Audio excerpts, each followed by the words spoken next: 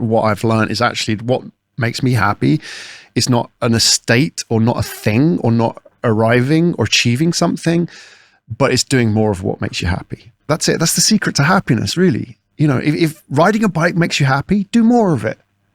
Like, design a life where you can do that. Like, create a business where you can go for an hour a day and ride a bike, or just go out and explore. If you want to do 3 hours, that's fine. You know, if like podcasting makes you happy, then do that. If speaking to people makes you happy, to build a lifestyle around that. Let's kick off. Yeah, let's do this. I want to start where pretty much kind of what you get up to. And I wanted to ask kind of around, like, why is it you do what you do? So can you give a little background into, like, why do you get up to do all the podcast stuff you do, as well as even all your endurance stuff and everything? I think it's because I found a way of making money out of storytelling and helping other people do that, and finding it's quite valuable. So I consider myself a storyteller. And, you know, the biggest adventure in life is to tell your story on your terms. Like, so much of us kind of absorb our stories from other people, whether that's, you know, family, co-workers, advertising, society. We inherit these stories and we don't really challenge them. So storytelling really touches everything. It touches how we communicate. It touches how we think about ourselves, and it touches, you know, what we do in life, even right down to, you know, whether you're competing on stage as a bodybuilder or endurance. It's all storytelling. So that's what I do. And telling the story about me, storytelling is a way that I've kind of made sense of it. Yeah. But why did you do that? Because you had a company like 10 years ago, which you like sold. And I know how I kind of first like found out about you was because of the posts you had about you traveling and, you know, spending some, it was like 4 years or whatever, like traveling around. That in itself is a story which like resonated with me, and that's how I discovered you. But like, do you think you always had like a flair to try, okay, I want to tell my story? Or did you find yourself when you were younger always kind of in those positions whereby you could speak really well and communicate with others? Not really. No, I wasn't a good communicator. I was always a bit awkward. I'm the kind of person, if we were I'm really comfortable here, but in a networking event, I'd be really awkward. That's because they're not like normal events. Like, they're kind of like bullshit, kind of like... Well, that's normal for most people though. Yeah. If you think about it, how do you meet people in business? Like events, business cards. Like, people give you a business card and you look at it and think, well, why are you giving this to me? It's like, you know, let's talk first. Let's see how we get on. I'm not very good at that. I'm not very good at those events where people ask you, so what do you do? I'm not good at that. I'd rather the ground opened up and I fell in the hole and swallowed me up, right? That's kind of what I'd rather do. I'm very introverted in that sense. But here or on stage, it's like I found my extrovert animal, if you like. How did that come about? Because if you're so introverted, you wouldn't have put yourself in those scenarios. It's an interesting question. I haven't really thought about that. I think you have to be introverted, but also curious and want to keep pushing and trying, keep opening doors, looking through the hole in the fence. You know, that's me. Like, if somebody said, don't look through the hole in the fence, I'd look through the hole in the fence. That's kind of, I think that's the DNA. If you have that kind of curiosity, it also combined as well, you have to have that, I guess it's a sense that you really don't care what other people think of you, to the extent that, you know, if you think about what storytelling is, if you're telling your story on your terms, it really means that you're going to somehow impact other people, and not everybody's going to like it. So the reason why a lot of people don't tell their story on their terms is because they're too worried about what other people are thinking of them, too worried about how this is going to impact their aunts, uncles, co-workers, you know, mates from school or whatever. And so that, you know, if you look at, for example, entrepreneurs, like that as a group, you know, why is it that if you look at successful entrepreneurs, they're a bit weird, you know, socially dysfunctional? Look at Elon Musk. Yeah. Whether you like him or not, he's quite socially dysfunctional, a bit odd. And like Mark Zuckerberg is odd. He is strange. Like freak, yeah. And I think you need to be a freak to do those like exactly. long hours. And because freaks don't care about what other people think of them, because, you know, at school they heard it. And so they looked at that system and those rules and said, I'm not, you know, measuring myself by those rules. I've heard it all before. But if you were somebody who did really well at school, maybe you were good looking, you were good with all the other boys in the school, teachers liked you, you were the jock. When you graduated, you went and worked for a safe company that looked after you, right? You played the rules all the way. So it was very hard for you then to say, okay, actually, I'm going to do something different. That's the sort of existential crisis a lot of people have later in life when the pain point's too high for them, that they have to do something because the time's running out. At the early stage, it's like, I've got all this time. Yeah, I think it's because they have been doing the right thing for so long that if they maybe feel that like if they go do something else, well, everyone is looking at me, but no one's actually looking at you as well. You got to think about that as well. Only it's here. When did you stop kind of giving a shit about what other people are thinking about you? I don't know. I don't think there was ever sort of a line in the sand, right? But like as like a kind of entrepreneur and kind of like a different kind of thinker, like I suppose when you were growing up, maybe things were a bit more, even more traditional than they are now. So like they would have gone into the big companies, the big organizations. That was the only way. Right. But then for you, like you were doing like a media company, which I still don't even know that much about, to be honest. But like, was this something really a counter narrative to even what your parents were telling you to do? My parents never told me to do anything. So that's one thing, right? They never expected me to do or told me to do anything. So I do thank them for that, right? That's the best thing they ever did. And that's very much something I'm thinking about as well with my son. But, going back to the point about what point did you kind of lose faith in the system? It's a gradual thing. But I do distinctly remember being about 13, 14 years old at school. And bearing in mind, 13 and 14 for me was like 1985, right? And my school, it had a computer, right?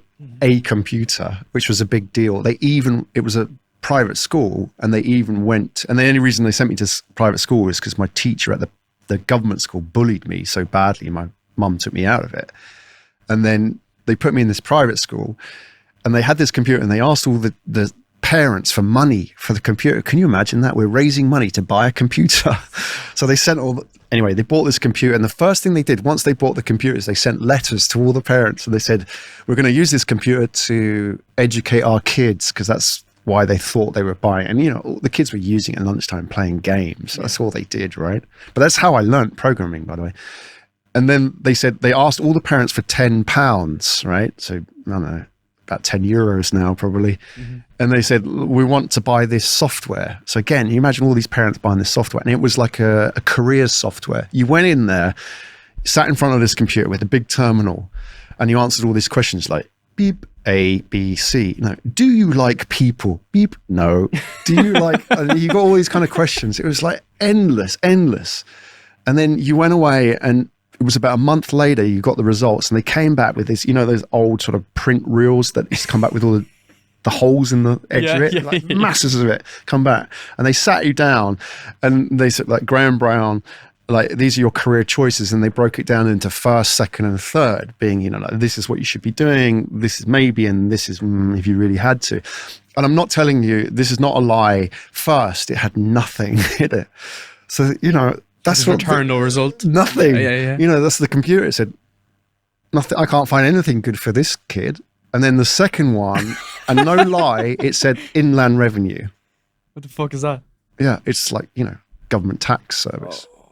IRS, right? Yeah. And that's what I said. What the fuck is that when I was a kid? And they said, oh, you're just being a tax man. And that was it. It was just two. And then third, I just kind of, at that point, I was crushed. Decided that this system doesn't have anything for me. What did you learn from programming? Learning to code? I started programming like on ZX81, which was around long before you were born, Darren. I know of it though, because my background's in information systems, so I would know about like COBOL. I know a lot about C# and whatnot, but I don't actually. We haven't even got to that point by. No way, COBOL and C#. Well, C# is much later, but COBOL, would it be? We were talking like Z80 programming language, basic and machine code. Yeah. Have you ever programmed machine code? Fuck no. In those days, you either programmed basic, which was print 10 hello or whatever, 10 print hello, go to 10. It's print hello down, or you learned machine code, which was hex. And it's just insane. Like, how do you debug that thing? It's just lines and lines of hex. That's doing something, apparently. Why did you like it? Why did I like it? Yeah.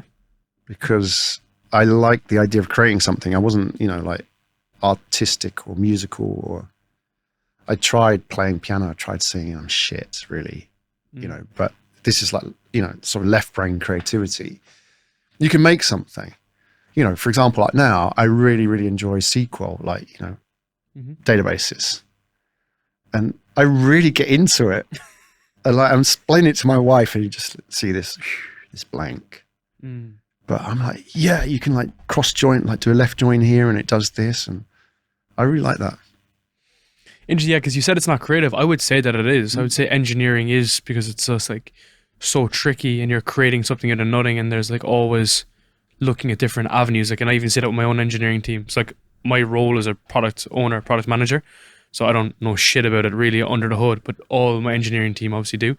And like, I think there is something really creative about like having no idea how we're going to get to B, but for where we are at the moment at A, we need to try to devise some sort of plan, So I think engineers don't get as much credit for being creative in their solutions because we just see the outcome of Instagram or whatnot. Does that make sense? Yeah, well, we can call them problem solvers, right? Yeah, creativity is solving a problem, right? Yeah. In different ways, making something. An engineer can be extremely creative, right?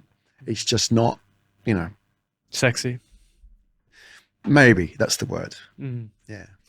Interesting. I want to ask you about like traveling. So for someone like you who's done like so much, especially on the career aspect, like so you had a company and then you took some time out. Why did you go traveling and what did you learn from it? So 2012, after I sold that business, and by the way, when people talk about exits, I didn't get the exit I wanted, but I got an exit, which was good enough. And at that point, I lost my appetite for starting another business. So I'd done 12 years growing the business, been really successful as a business, grew this very cash positive business based on telecoms. So I was fascinated by telecoms, communication.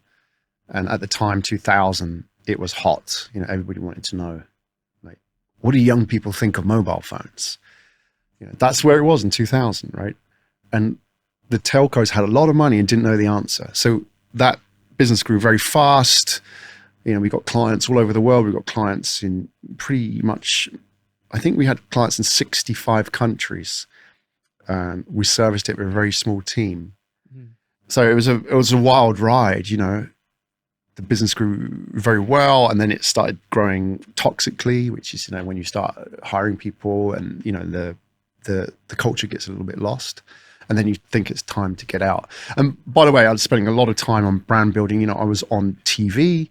I remember BBC phoned me up because I was the guy that knew about mobile phones and young people. I remember seeing that. Was that the YouTube video you shared on LinkedIn? Oh, that was well after. I'm talking about 2003, 2004. Before YouTube? That didn't even exist, yeah. And I was on CNBC with Richard Quest. The guy's got, he speaks like this. I was on there and he pulled me in, like, because I was the guy. Like, I was like the man. Anybody had anywhere in the world an inquiry about young people and mobile phones, they came to me in my company, right? So Richard Quest was doing a piece on it. He pulled me in. And I remember sitting there with Richard Quest because, just doing the markets. And this was CNN, actually, not CNBC. So I was on CNN. And so that was the business I had, and it was really successful. But at the end of it, I just had enough. Like so burnt out, so like tired of it, and no appetite to start another business. So I sat with my wife and my son, who was 6 at the time, and we thought, what do we do? And then we thought we'd travel. And then originally the plan was that we'll buy a ticket to New Zealand. I'd got a business visa in New Zealand. So I had the option to stay. We flew to New Zealand, and because we only had 3 suitcases, that's all we owned, right? That's it. And like that whole sort of process of decluttering had not just freed up the junk, but also freed up the mind. Minimalism, right? Yeah. And really made you think, landing in New Zealand, and we thought, actually, this is pretty cool, like traveling thing. So we just kept going. And we did that for 4.5 years. Fuck, where did you go? Well, starting in New Zealand, Japan, then New Zealand, then we went to Fiji, then around a few of the, we went to Tonga, I think. I can't remember which one it was, but only very shortly for a couple of days. Then flew out to Hawaii, then did California. We're working around, right, following the sun. stayed in California, then went out to Florida. Disney World on Christmas Day. Do not do it. It's a nightmare. If you hate crowds, it's awful. It was just a meltdown for me. Then we we were leaving the US, we went to Europe, landed in Cyprus, and checked that out. Then went to the Canary Islands, Fuerteventura, which is like a bit sort of abandoned as an island. All these sort of like, they're off the west coast of Africa. And then landed in Lanzarote because I wanted to do the Ironman. And it was just such a great place to live, like in the south, where it's really chilled. It's just, really relaxed lifestyle. So we stayed there for a bit, got my son into what was like a village school in the mountains where they didn't speak any English. Sick. And I can't remember what I was doing at the time, but my wife took my son there. Firstly, she didn't speak any Spanish. Went to the coach station. The coach driver took her there, right? And dropped her off at this school where there was like 50 kids. And then she went up to the school and she told me, she like knocked on the window of the office and like somebody poked their head out and go, like, what's going on, like in Spanish, and saw this woman here speaking in English with this little boy holding her hand. And the funny thing is, Darren, like, because, we've all kind of dealt with immigration and stuff like that and the rules of all these things. Like, she went on a Friday and he started on Monday. It's got him into the school. They were like, yeah. So when they asked her, because they got the English teacher out, right? They asked her, like, she asked when can he start? Because up until that point, it would be, months, next term, the intake, or we're full. And they asked her, like, how about Monday? Crazy. And so he was in like that. And it was beautiful. It was like a little school, he was 6 years old. All they did was sing and play football. He didn't learn shit. They didn't learn anything. But I thought, to me, like, what is education? That's the bigger education, right? Of course. It's like, what does he learn about, like, being around kids who are not like himself, like different languages, different cultures? 100%. Survival. He'll always remember that as well. Yeah. That's crazy. But for you then, like, what were you doing? Because like your brain would have been so active for so long, and similar to myself, like, as in, if I take some time out of work, sometimes I find myself like having a low level of anxiety. I'm just kind of like, because my mind has gone from 100% to 0. And to be honest, I've pretty much had my laptop with me no matter where I've went. Just because like some of the things are coming up, especially my podcast when I'm releasing things, there's always something on. Did you ever kind of feel a bit lost when you're traveling? Of course. I was doing the training for Ironman, which was full time really. It's like a 20 plus hours a week actual training. So that, you're cycling, swimming, running, eating, and then you're actually looking at spreadsheets for the other 20 hours, like looking at your training plan, right? All that kind of stuff. So that's actually full time. And then you're sleeping a lot more as well, like you're napping, because if you're going out for a 3 or 4 hour ride, you're tired, right? So there's a lot of time just lying around sleeping. So that was my full time job, obviously not getting paid for it, training for it. And that was a year of that. And when that stopped, and when I finished the Ironman, and it all kind of, you got your medal, you got your, you are an Ironman announcement. Done it. Yeah. You've done it. Like that leaves a real empty space. And that's when after the kind of the dust settles, that's where it kicks in. Is because actually what you realize is, and this is one thing I've learned, Darren, is that, you go on this odyssey, this journey of discovery, because you think that, Fiji, Hawaii, Instagram sunsets is what's going to make you happy, right? You really do think that. But ultimately what you discover is that, if you're an entrepreneur and like you say, if you've got this downtime and your laptop's with you and your brain's always ticking over, the reality is that one of the things you really like, it could be creating, it could be the problem solving, right? Or it could be other people, it could be this, right? It could be that challenge or the inspiration you get talking to other people, right? If that makes you happy, then the goal has to be designing a lifestyle where you can do more of that. And for me, look, I love talking to people and podcasting and listening to their stories as well. I love creating, I love the challenge, I love the resistance, going uphill. Same. Is what really, whether it's climbing a hill, cycling up a hill, running up a hill, or literally with business, going uphill, the challenge. I love it. I absolutely love challenge. And I love people who love challenge, right? Because they inspire you, right? So we're talking about some of our crazy mutual friends, right? The things that they do. And so, you know, going back to the point about that curse and the blessing that you have as an entrepreneur in your head, that noise, that chatter that never goes away. You know, people say, oh, I meditate. It's like, I can't meditate. Fuck no, man. I'm the exact same. You sit and Literally. meditate, it's like 3 minutes in, you're thinking about something going on, like, oh, did I turn that thing off? Or what happens if that, you know, that 100%, man. app that I wrote stops like running the cron jobs, right? I have to go in and fix it. That's the kind of thing going on in my head.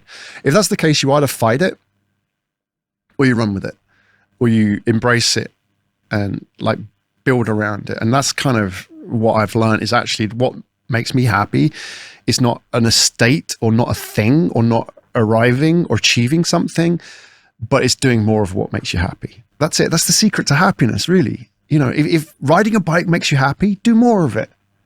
Like, design a life where you can do that. Like, create a business where you can go for an hour a day and ride a bike, or just go out and explore. If you want to do 3 hours, that's fine.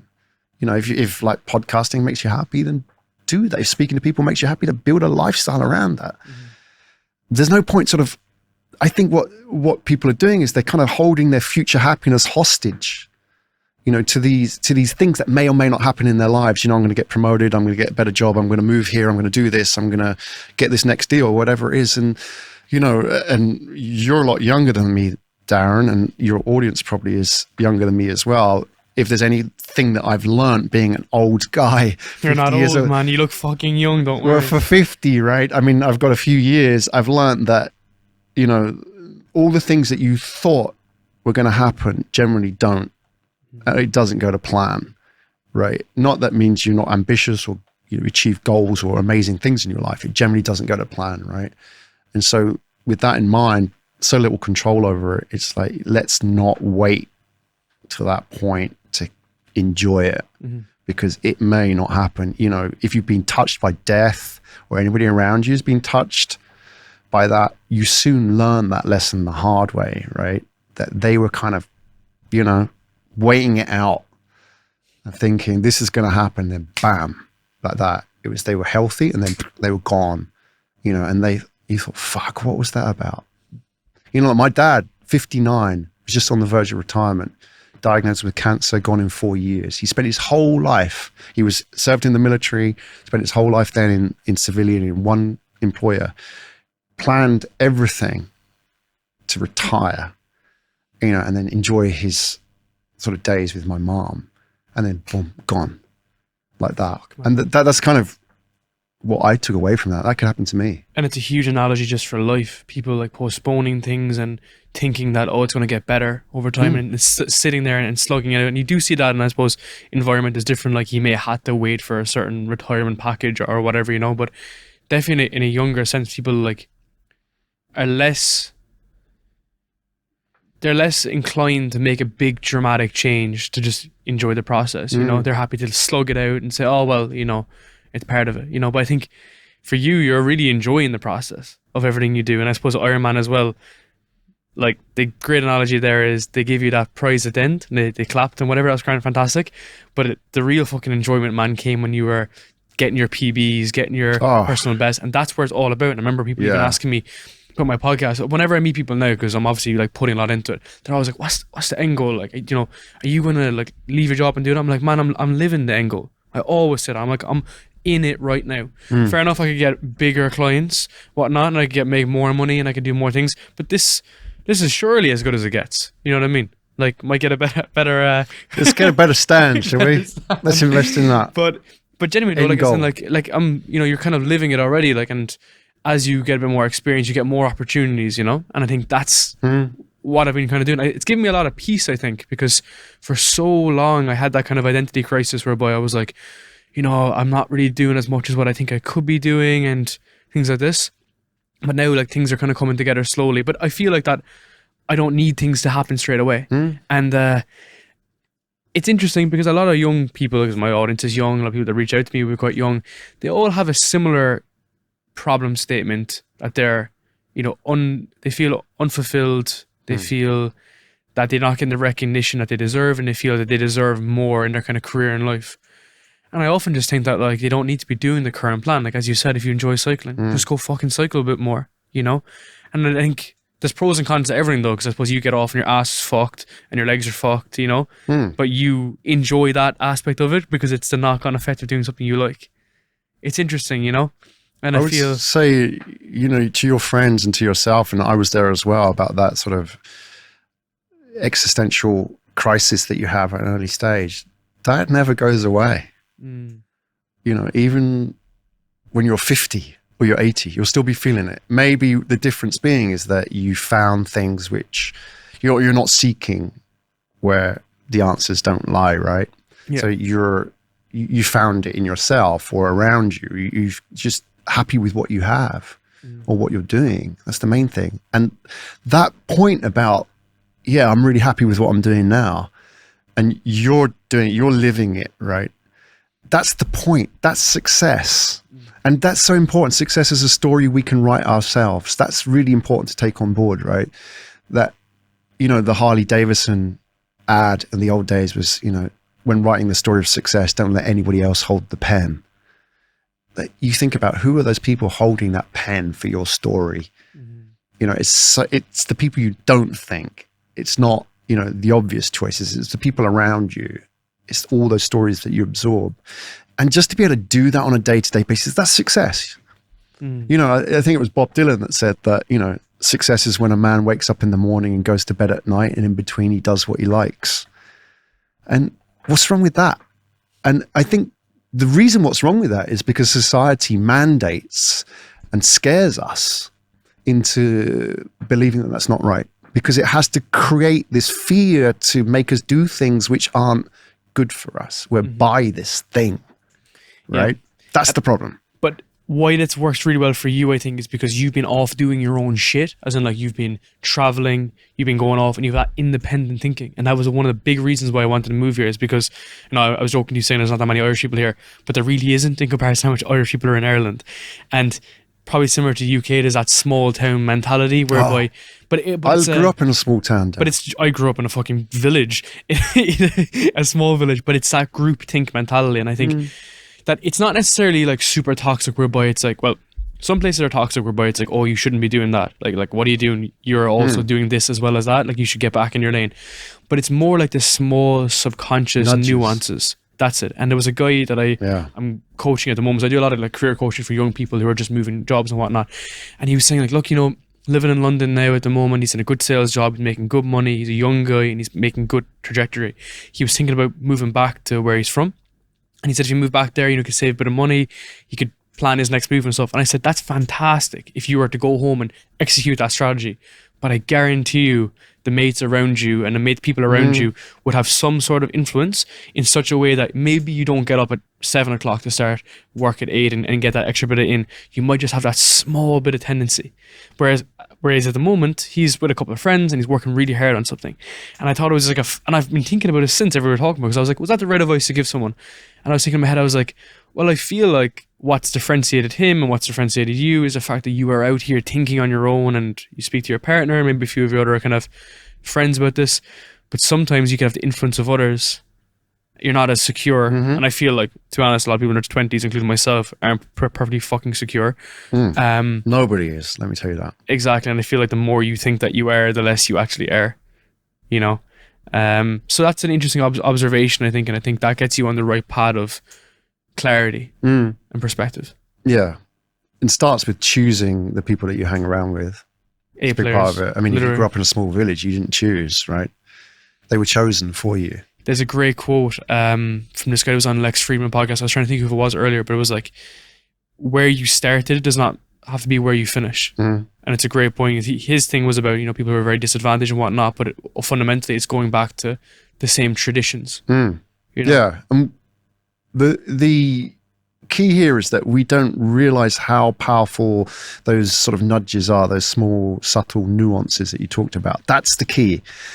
You know, it could be the people around you, because you may tell them about something you're doing and you would want to say, hey, that's really cool, tell me more. but it may just be the silence that you'll get, or the okay, Yeah. let's talk about the football, or change the subject, right? Or go to the fucking the pub. The pub, yeah. Like I imagine you don't drink that much anymore, do you? I don't drink that often. Yeah. So that's a different. Exactly what I'm factor, saying. I right? imagine if you were in the UK, it'd be a little bit different. If you Well, were, yeah, you. I mean, I came from Portsmouth, which is, it's a town, but it's a very, it's got a very parochial attitude, sort of colloquial. I remember being about 16 years old, and I said that I wanted to go to London because that's what you did, right? Yeah. And somebody said, "Oh, why do you want to go?" This is a Portsmouth accent. Why do you want to go to London? Like Portsmouth's got everything. Fuck, man, that sends chills down my spine. Yeah. Because I can think of the same examples. Like, Well, what do you don't, you can't respond to that guy. There's no hope. Yeah. Portsmouth has, I've lived in London, I've lived in like Tokyo, biggest cities in the world. And like, in Japanese, they say the frog who lives in the well never knows the ocean. And the interesting thing is that the frog chooses to live in the well because it's comfortable. Right. And that's the key, is that many people go through their lives not wanting to know the sound and the smell and the feeling of the ocean. Right. And I think when you open yourself up to it, you get that kind of like, bite for it, the bug for it, and you want to do more. Same with in entrepreneurship and stuff. If I'm working on stuff myself, I'm always like, fuck, could I be doing more? And not necessarily in this like negative mindset, but I'm like, maybe I can do more. Maybe I can do more if I get closer to my time and stuff. I want to discuss with you about kind of leadership. And I think for younger people, leadership is kind of like a bullshit term, I will say, because like we don't like resonate with it. We can't like understand it that much. And it wasn't until actually my actual manager said to me recently, he was like, people like consider you as a decent leader. And I was like, fuck. I was like, I would have never taught myself to be like that as like a 26-year-old kind of manager. And I kind of think about like what would you advise someone who wanted to be like a young leader, and why should they do it? You're 26. Yeah. Shit. Good for you, man. Thanks, man. It is. I mean, considering the magnitude of what you're doing, and like you're here very far from where you started, right? Geographically, right? And coaching people as well. That's cool. Young leader, I guess you got to define what leadership is. A lot of the best leaders often don't choose themselves, just like the movies. They're chosen, the events needed them, the accidental hero, if you like. And I look at people like Greta Thunberg, the young Swedish activist, I suppose. I don't know the best word for her. But, when she went to the United Nations and challenged them about climate change and delivered a really heartfelt and powerful story, and the interesting thing about climate change is that, it's been around for 120 years. We've got data on it from like the late 19th century. There were Swedish scientists published data on, carbon pollution and climate change. So we've known about it. We've had data for over 100 years, and we can see it right in front of us. But when somebody stood up and told a better story about it, it wasn't about data anymore. It was about, like, you betrayed me and my generation. You've let us down. Like, it appealed to their sense of stewardship and their identity as parents for the next generation. Everybody's a parent to something, or looking after something or somebody, right? To some degree, and that appeals to them. And she delivered a very powerful narrative. And so your point about leadership is that's leadership, because there was a time when you had Greta Thunberg versus Donald Trump on, you had a 19-year-old, you had a Swedish teenager versus the American president on Twitter, and the Swedish teenager was winning. And like, okay, one is a leader by office, by title, and one is a leader by the fact that they have attention. And so, like, if you define leadership today, it is not defined by authority in the traditional sense, like you've been appointed, or you're a CEO, you're a doctor, or you're an expert. That's traditional leadership. Modern leadership is, do you have the attention of people? Because if you have their attention, you can change them. You can make them do things. You can influence them. That's what leadership is. The attention is the currency of leadership today. So if you want to become a leader, you have to think about attention. And that's the bit that old people have difficulty with, because attention was always seen as a negative thing. Like you're trying to get attention. And whenever they think about young people, they think about TikTokers. And yeah, the TikTokers are there, right? But without a doubt, what young people have learned is the power of attention and what it means and how they can use it to good and bad, right? And therefore, if you want to become a leader, you've got to focus less on becoming an expert. Nobody cares about your qualifications. All they care about, if you're a leader, turn the expert mode off, turn empathy mode on.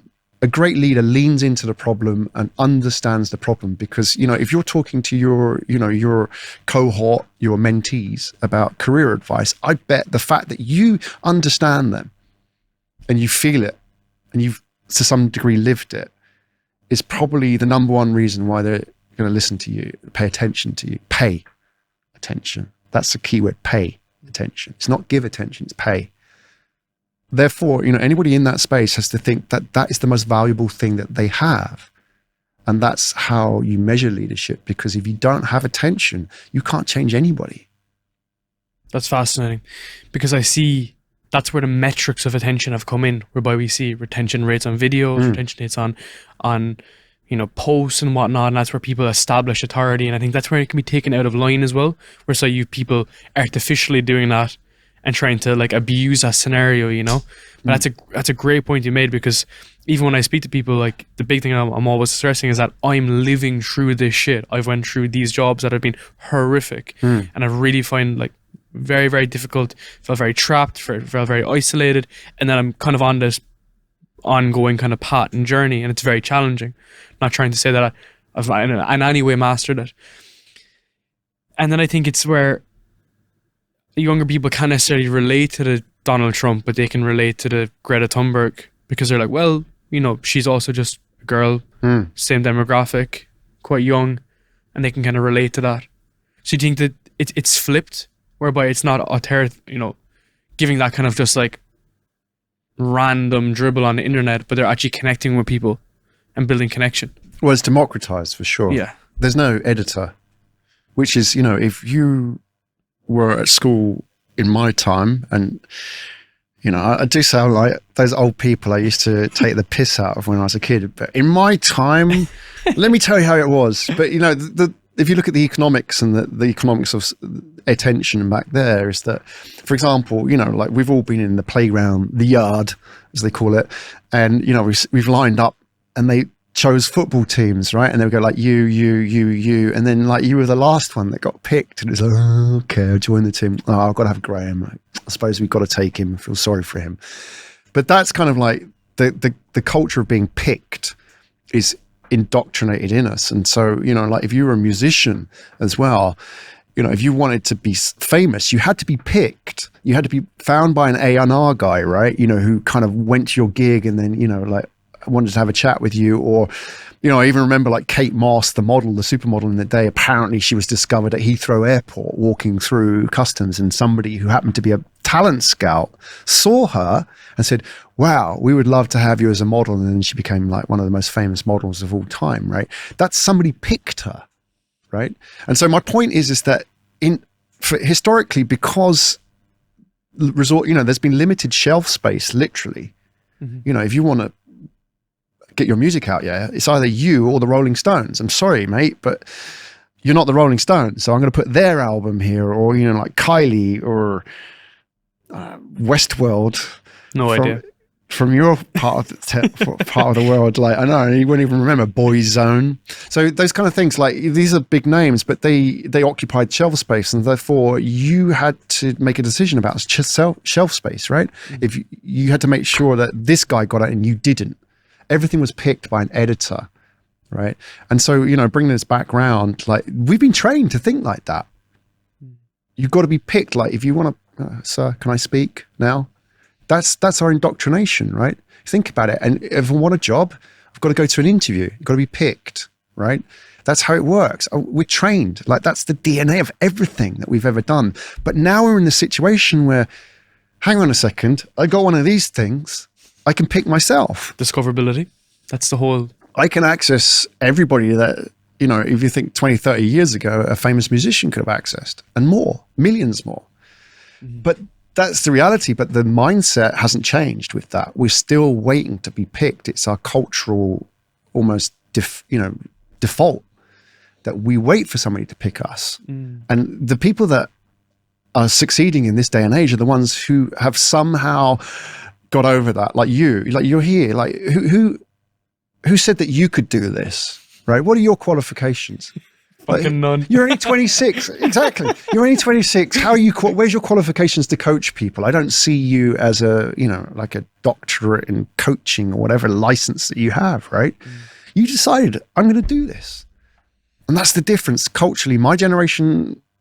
But it's still there. And I think the way I look at it is that life is not a zero-sum game, and there's room at the top for everybody. This is the way I look at it. I look at it always, is that some of the guys who are killing it in the podcast industry now, mine is that kind of like younger, touch, connected people that are my friends. They're doing extremely well.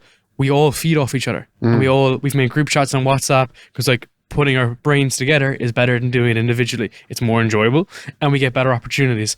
I've put some guys in contact with other guests that I've podcasted, and likewise, and it's worked together. We've seen some other guys go off and murder it. Some guys have been on Joe Rogan recently. This guy called Chris Williamson. I don't know him personally, but some of the guys know him.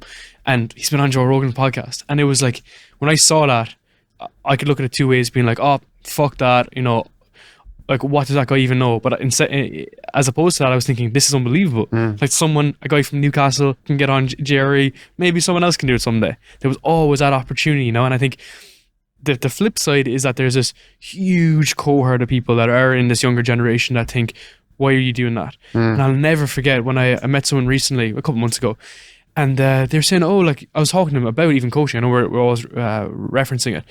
And she said to me, she was like, I can never see a scenario whereby a young person would buy from you because like I'm also young. And I was saying, that is where the niche is. It's the fact that I am also there. And that was the kind of fire behind it. And then it let me kind of think about, it's not a zero-sum game. We can all be there together. We can all participate together. And that's the beauty of it. Whereas before you didn't have that opportunity and you had to stab someone in the back to get to a certain place, Well, it's limited shelf space again. You got on the display, I didn't. But look at Spotify. Yeah, and that's the whole idea. And that's why, as you said, it's been decentralized, like this whole process. And I think that's why like rankings and ratings and being the best of something is actually overrated. Like, you don't need to be the best to have a successful business like what you're doing. Like as I mentioned, there's other agencies who do podcast work, and they're all doing pretty well in the different locations. Of course, they're competitors on paper, but it doesn't mean that he has to fail for you to succeed. Whereas before, that concept used to be so different how we used to look under it, And that's why it's very good to extrapolate out and kind of think about this from a growth mindset perspective. And that's why I think for you, fitness has provided that gateway to thinking like that, maybe. That, you've worked with other guys who are high performance athletes and you've trained together, and you might look at someone who's up here and think, that's great, that's where I want to go to. Versus, fuck that dude, wait till he retires and I'll be there and head him. Yeah, because there's space for everyone. If you look at that in the elite community or any sport, I think about triathlon, so my sport, is that everybody, even like the elite professionals, they're so giving. I've met them, like living in Lanzarote, you bump into them, they'll stop at a gas station to get coffee, and you'll meet them and they'll talk. And they're happy to give you the time. They're just like anybody else. Maybe because the money's not NBA level, right? That might make things a little bit different. But they realized that they started out at some point, and they train with lots of guys. I've trained with guys who are older than me, and the guy will be 10 years older than me. You'll be cycling up a hill and he'll drop you. He'll be at the top of the hill and looking down and go, come on, Graham. And that gives you the incentive, like, to go home. And that hurt of just kind of being the guy that didn't, everybody had to wait for at the top of the hill. And you go home, think about that, and think, I've got to get better. And only, I did a lot of cycling before I moved to Lanzarote, but only when I trained with those guys, not pros, but elite amateurs. Only when I trained with them did I get so much better. And there's that sense that, again, it comes back to the connection and the community, that we absorb our norms and identities and stories about ourselves from the people around us, right? If I was with pubbers, Friday night down the pub, I would never be able to finish an Ironman, right? And that's why they got to those positions. There was a guy on my podcast last week called Yola Prima. He was an Olympian martial arts guy, and he's saying he's met like Phelps, he's met all the big kind of like Olympians at like Olympic Park. He said they're all just so humble, so like driven, and so like together, and that's why they got into those positions.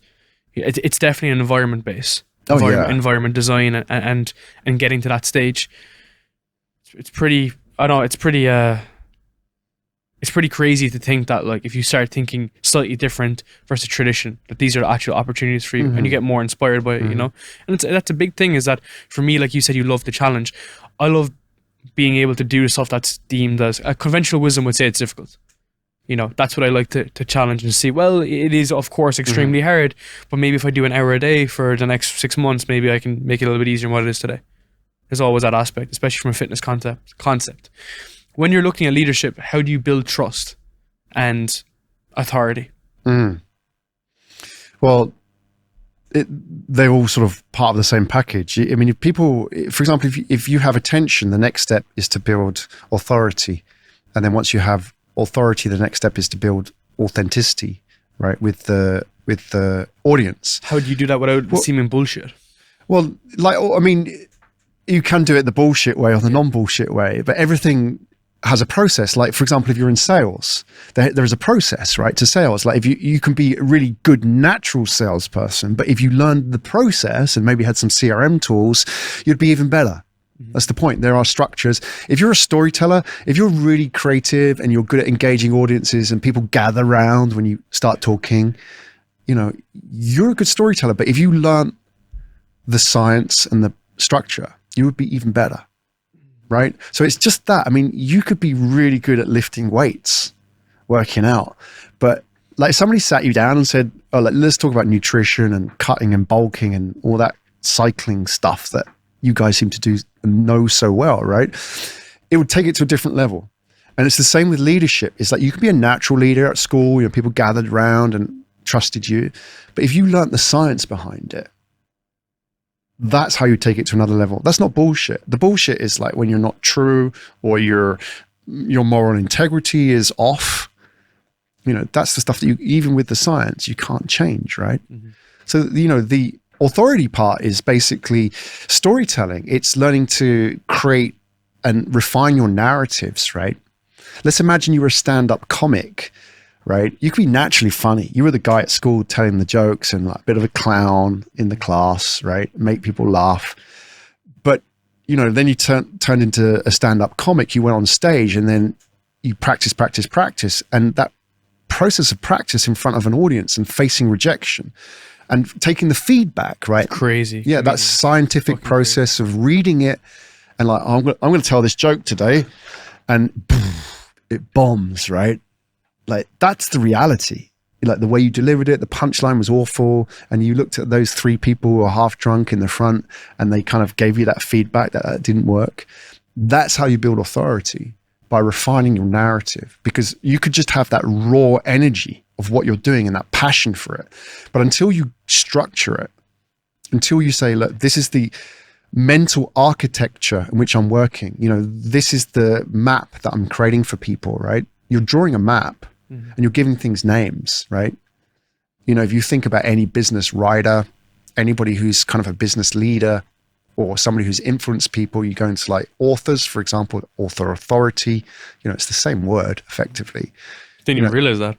Well, you even think about it like, authority, audience, audio, they all come from the same word. And that's people like, it's like, ding, oh, hang on a sec. Yeah, that's right. That AU word, right? Yeah. AU, that actually comes from ancient Greek, right? And it actually means, there's no direct translation in English today because it's ancient Greek, right? It actually means to feel, right? It's to feel something or to experience something. So the authority part is what you feel about that person, how you shape that narrative. You think about leaders, thought leaders, they have strong narratives. Even in marketing, they call it category narratives, strategic narratives. Red Bull, Is Red Bull a soda? No, it's not a Coke, is it? It's not Pepsi. It didn't compete with them. It didn't say, I'm going to compete in your category. It says, I'm going to make my own category. Energy drinks, right? That's authority, saying we lead this market because we define the market, right?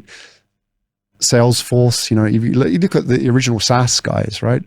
You think people like Salesforce, their whole thing was no software, no downloads, no CDs. They used to have these big ads with like a picture of a CD with like a line through it. Those days were horrible. You had to get a CD and boot this thing up. They started all that, right? They created the category. That's authority, like defining the narrative, like drawing the map, choosing your map and owning it. And for an individual, how do they find their bracket, their place to operate in? Like, where do they lean into? Do they lean into their experiences? Do they lean into their background? Do they lean into their passions and what they want to do in life? Do what you do. Get on stage. Because for me, see, this is why it's interesting, is that if I speak to people, sometimes I feel like it's a bit of a kind of imposter syndrome, because I'm like, okay, well, now I know after 109 episodes that this is the way you should look at things, and let's define this, whatever. At the beginning, I was just a lost 20-year-old. Like, I was in my last company, which was an absolute shithole. I wanted to connect to people because we naturally have these types of conversations, and I would with older people in general. I just have always been kind of interested in like career aspects of things. I think it's very interesting how people can get paid for doing things like this or whatever. So I kind of wanted to sit down with people and discuss things to help others and whatnot. And then I was kind of slowly kind of finding that kind of path, and it was so like ongoing. And if I look back on it, I wouldn't do it differently, but I could have definitely done it better. Does that make sense? I don't know. Yeah, that's agile though, right? Yeah. I mean, we talk about agile in business every day.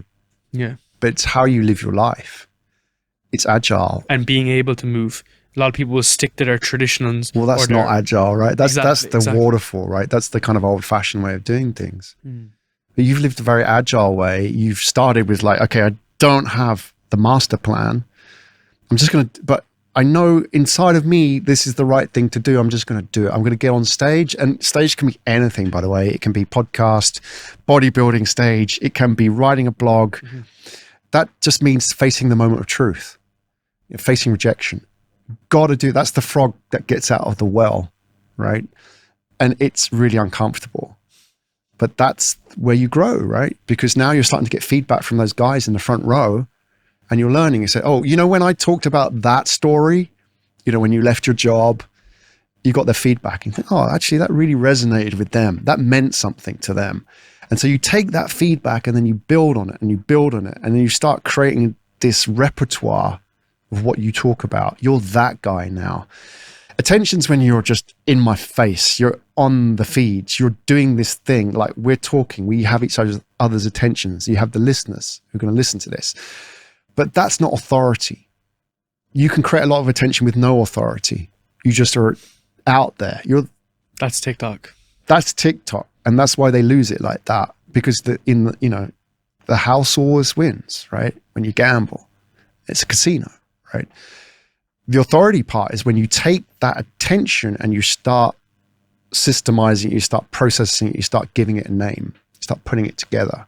It's like, you're that guy who does that thing. Because if you're that guy that does that thing, whatever that thing is, that's worth a lot of money. Because if I say, Darren, no, which Darren? Darren, he does that thing. Yeah, he's on, oh yeah, I know. And I bet you that's 9 times out of 10, that's how they'll remember you. Not Darren Lee. It's Darren who does that thing, right? And it's good to lean into that. There's a lot of people who stop, and a lot of people who have on my podcast and stuff have said they suffered with, let's say, kind of imposter syndrome and whatnot. And when they were just about to get to that point, they just stop it because they feel like, oh, well, the narrative and the mean is over here. And if I start changing my LinkedIn and changing my Instagram and changing my Twitter and changing my YouTube, well, now I have to go down this path. But that's the path you actually should be going down, or at least fucking exploring, keeping agile, moving to something else. And afterwards, you could record 30 podcasts. This is what I always recommend people is you could record 20 podcasts and realize that maybe it's just not for you. Maybe you do prefer writing, because I'm dyslexic. I prefer to speak than to write. Very poor writer. Although from the last 2 years, I've gotten pretty decent at it because I write every single day on LinkedIn. There's a book coming out, guys. You know what I mean? But isn't that interesting? Like how I was going to start a blog and I was like, do a podcast instead because I love chatting shit, but I ended up writing every day as a result. And it's just a different way of expressing it, right? Exactly. And I was speaking with this guy called Robert Breedlove, huge guy in the US. His main thing is actually in Bitcoin, but he's a brilliant speaker and writer. And I said to him off the record, I was like, how do you speak so well? And it was the first time I ever met him. And he was like, I write and read all the time. And then I speak what I write and read. He backs it up on events and whatnot. And I thought it was very fascinating. And that's how he's established his authority and whatnot. Yeah. And that's what find the channel for is, it, right? You know, that's what the personal brand is, you know? Yeah. Because I suppose what you're saying is a very, very detailed versions of explaining this personal brand. Whereas you see on the internet very surface level information that's not actually helpful for anyone. Well, it's not surface level doesn't have any kind of architecture, does it? It doesn't have What's the map? You've got to give me a map. I'm lost. Right, where am I going? That's what people are saying, that I've got pain, I've got some frustration, help me. That's what everybody's saying in different forms. Whether that's somebody buying a Porsche or somebody who needs help guesting on podcasts, it's the same, it's pain. Everybody has a frustration. That's what you lean into, right? Let me understand that pain. I get it. And let me take all of that, boom, put it into a map for you. This is where you need to go. That's authority, right? That's Red Bull. You know, it's saying like, I don't care. Like, you know, you talk about the imposter syndrome. Here's the thing, that everybody has it. I have it. You know, it never goes away. Like, I think people think that the answer to the imposter syndrome is to defeat it. No, the answer is to live with it. It's like fear. It never goes away. You know, when I get up on stage and do public speaking, I always get butterflies, right? And I know that, I mean, even like before doing the Ironman, like my butterflies are going wild, you know, 7 a.m, standing in the water, ready to swim, you know, with like 1,000 guys, and my butterflies are going. But that's the point. It doesn't mean I can't do this. It just means that I care about it. Butterflies and the imposter syndrome means you care. You know, fear will never go away. Like, use it as an energy. I think people look at imposter syndrome as something that is a problem that you have to kind of break through. I see it as something, you know, I've been on stage, like I said, I've done TV, I've sat with Tony Fernandez, like man to man like this, you know, from AirAsia. And at the time, just like I was in the moment, and I thought, wait a minute, I'm sitting with this billionaire here in his, you know, and like imposter syndrome was there. But I thought, he may be thinking that. And that's what I thought, that he's probably thinking it. We're all thinking it. We're all just bullshitting our way through it, imposters. And inside, you know, like you see this guy who looks like you mentioned some amazing names. Like, I'm sure deep inside, they're just, you know, everybody's one problem away from a crisis. Everybody's hanging on inside. Like, you just prod them a little bit the wrong way and they're That's over the what edge. I fucking love, like entrepreneurs and founders, because they lean into that and they understand that. And they're like, you know, you've a very good understanding of your emotions. And you actually express that really well, and you express that really well, even in your communication. The contrast is in those large kind of companies whereby people are experts, they're specialists. These are the guys. I'm the only one, and everybody else is not in the club. Whereas in the startup space and in the individual business and whatnot, people do understand this and lean into it. Isn't that fascinating, though? Yeah, that there's always that shield, and it's there for a reason, though, right? And that, you know, we have to understand that if we look at corporates, like you mentioned, the industrial model, it's based on efficiency, right? Which isn't efficient. Yeah.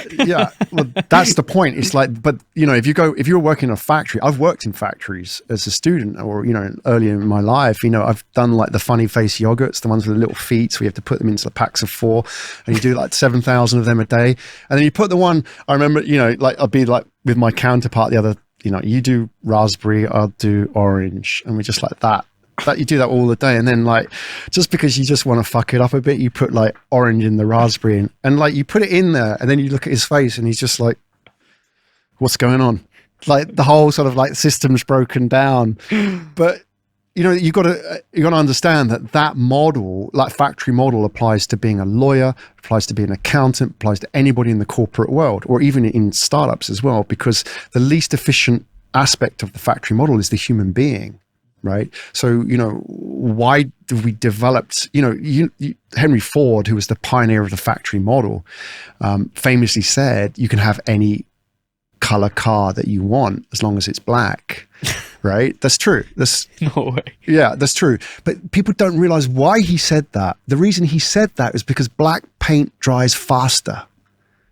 And that's the whole efficient mindset, right? That you reduce the whole thing to a process where human beings are not needed and eventually get rid of them.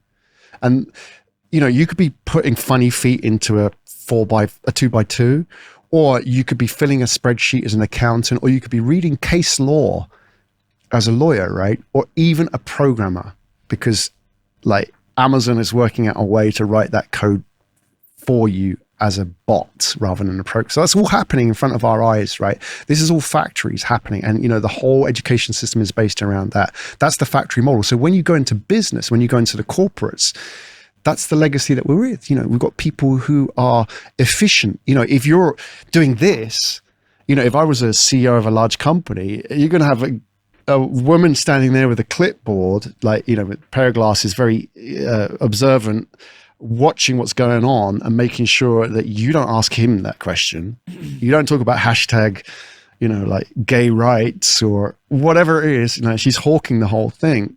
It's efficient because we don't want that person to be human or the opposite of that. And we've reached, as a society, peak efficiency.